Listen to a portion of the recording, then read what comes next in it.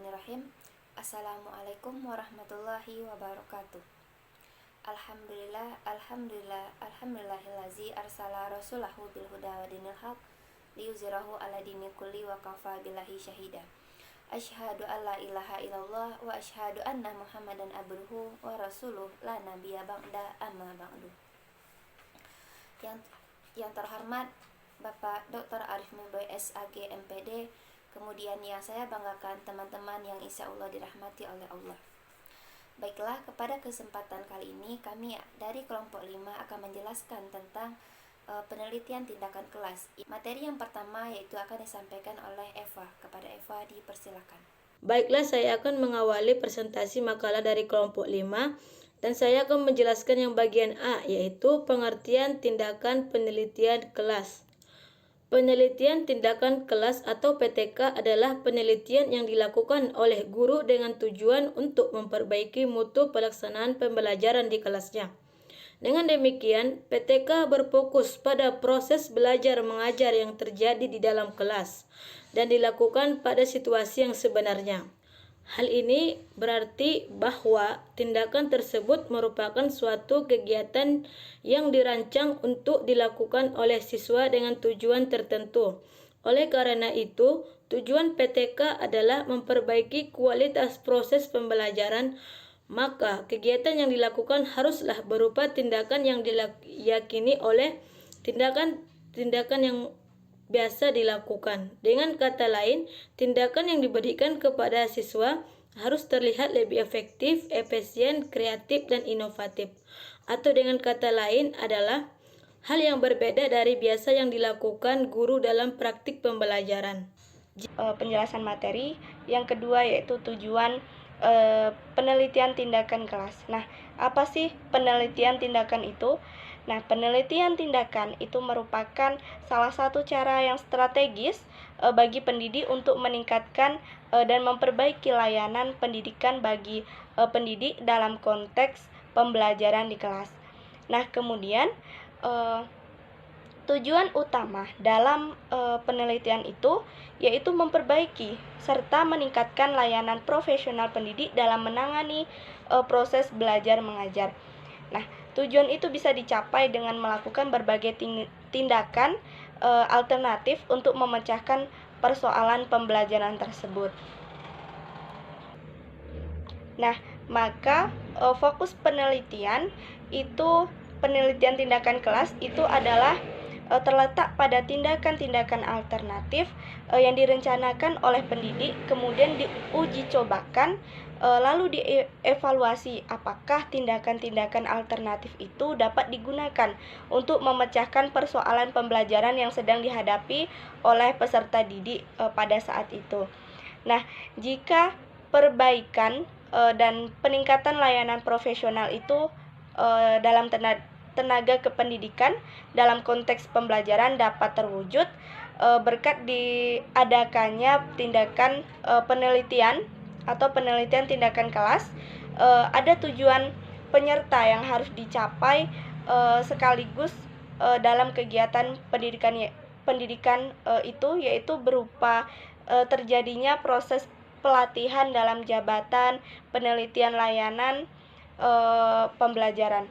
Nah, apa tujuan guru dalam melaksanakan penelitian tindakan kelas? Tentunya ada tujuan dari pelaksanaan tersebut.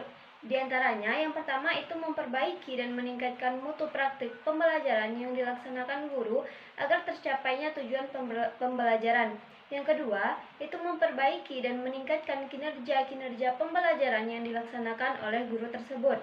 Yang ketiga, mengidentifikasi dan menemukan solusi dari pembelajaran di kelas agar pembelajaran itu bermutu. Yang keempat, meningkatkan dan memperkuat kemampuan guru dalam memecahkan masalah-masalah pembelajaran dan membuat keputusan yang tepat bagi siswa dan kelas yang diajarkan. Yang kelima, itu mengeksplorasi dan membuahkan kreasi dan inovasi pembelajaran seperti misalkan pendekatan, metode, strategi, dan media yang dapat dilakukan oleh guru agar meningkatkan mutu proses dan hasil pembelajaran. Yang keenam, itu mencoba gagasan, pikiran, kiat, cara, dan strategi baru dalam pembelajaran untuk meningkatkan mutu pembelajaran selain kemampuan inovatif dari guru tersebut. Dan yang terakhir, itu mengeksplorasi pembelajaran yang selalu berwawasan dalam mengatasi masalah-masalah penelitian agar pembelajaran itu dapat bertumpu pada realitas empiris kelas, bukan hanya semata-mata bertumpu pada kesan umum atau asumsi semata. Saya akan melanjutkan penjelasan dari rekan saya, yakni pada bagian prosedur pelaksanaan penelitian kelas. Yang pertama adalah studi pendahuluan. Dalam studi pendahuluan, peneliti terjun ke sekolah dan kelas berkolaborasi dengan praktisi. Guru dan dosen akan menjadikan kancah penelitian untuk melakukan eksplorasi permasalahan yang penting untuk dipecahkan.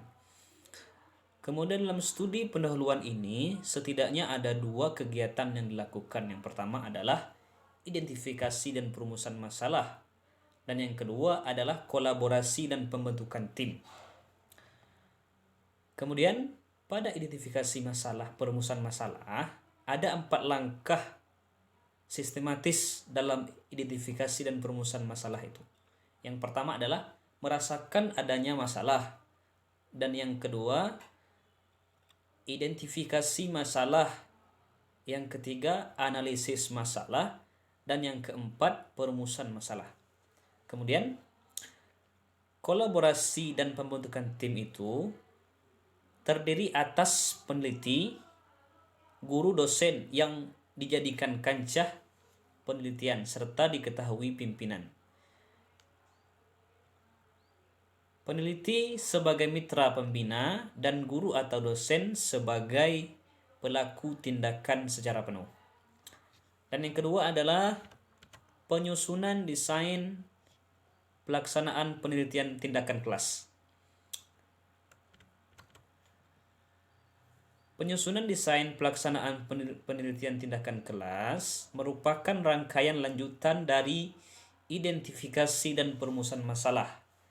Desain pelaksanaan penelitian tersebut berisi tentang yang pertama perumusan masalah, yang kedua tujuan penelitian, yang ketiga perspektif teori, yang keempat setting penelitian dan aspek yang akan diteliti, yang kelima program tindakan atau perencanaan awal, yang keenam pengambilan dan analisis data-data, yang ketujuh indikator kinerja, dan yang selanjutnya pelaku dalam penelitian tindakan. Kemudian jadwal pertemuan berkala. Selanjutnya waktu penelitian, biaya penelitian, dan pelaporan penelitian. Yang ketiga yaitu pelaksanaan tindakan kelas. Nah, penelitian tindakan adalah penerapan dan desain tindakan yang telah disusun di dalam perencanaan awal. Nah, perencanaan awal tersebut diterapkan di kelas sesuai dengan skenario pembelajaran. Nah, selanjutnya akan dilakukan observasi dan refleksi. Nah, rangkaian pelaksanaan tindakan tersebut membentuk suatu siklus yang terus mengalir dan menghasilkan siklus baru sampai penelitian tindakan kelas. Nah, setiap siklus tersebut terdiri dari 4 kegiatan. Yang pertama yaitu perencanaan.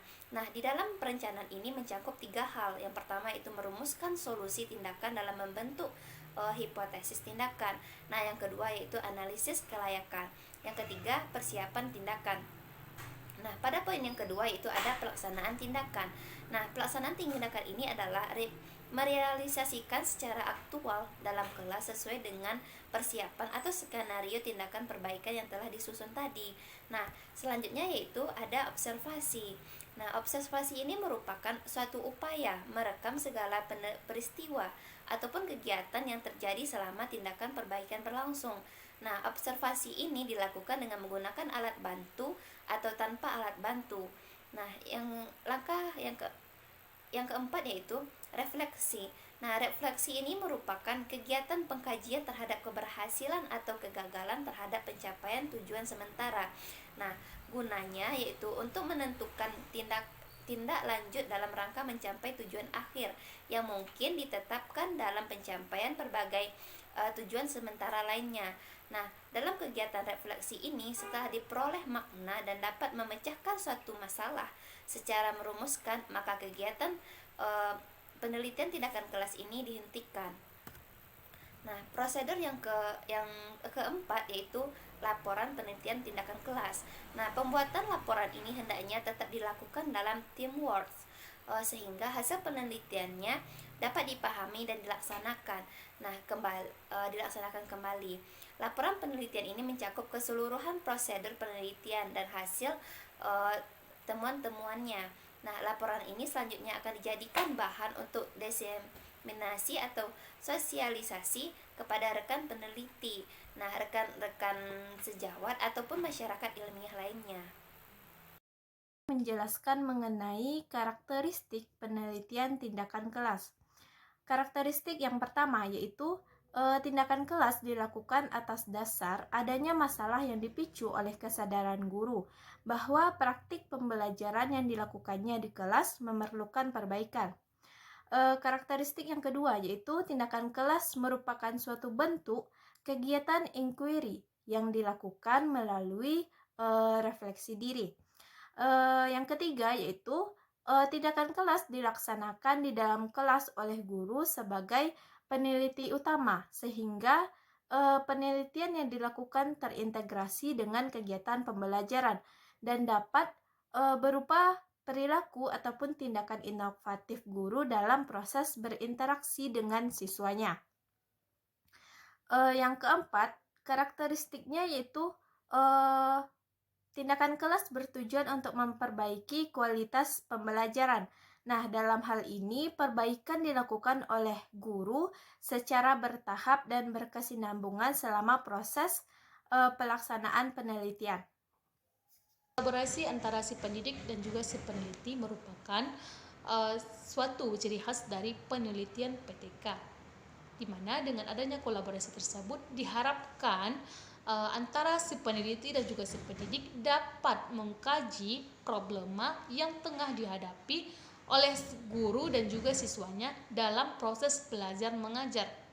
Nah, karena penelitian PTK ini bersifat kolaboratif, maka dari itu kita harus tahu secara jelas apa sih peran dari si pendidik dan juga si peneliti. Kemudian mereka ini memiliki, antara si pendidik dan juga si peneliti ini, mereka memiliki kedudukan yang setara. Artinya dalam hal tanggung jawab dan juga tugasnya, mereka ini saling membutuhkan dan saling melengkapi. Nah, semua peneliti berupaya untuk memecahkan suatu problema yang tengah dihadapi. Dilihat dari segi problema tersebut, penelitian tindakan kelas ini memiliki karakteristik yang penting, yaitu bahwa problema yang diangkat sehari-hari yaitu apa yang dialami atau yang dihadapi oleh guru di dalam proses belajar mengajarnya. PTK ini akan dapat terlaksana apabila si pendidik menyadari bahwa adanya persoalan terkait proses belajar mengajarnya di kelas, sehingga dia merasa perlu untuk melakukan tindakan dari problem tersebut untuk memecahkan permasalahan yang dihadapi, dan penyelesaian tersebut harus dipecahkan secara profesional. Jika si pendidik merasa bahwa dalam proses belajar mengajarnya di kelas tidak ada permasalahan, maka PTK ini tidak perlu melihat secara langsung proses belajar mengajarnya. Akan tetapi PTK ini baru akan dapat dilaksanakan apabila guru merasa bahwa ada yang bermasalah dan ada kekeliruan, apalagi sampai bertahun-tahun, maka mereka meminta bantuan orang lain untuk melihat apa saja yang selama ini dilakukan dalam proses belajar mengajar di kelasnya. Baiklah, itulah hasil presentasi dari kelompok kami. Apabila ada salah dan janggal mohon maaf. Akhir kata, wassalamualaikum warahmatullahi wabarakatuh.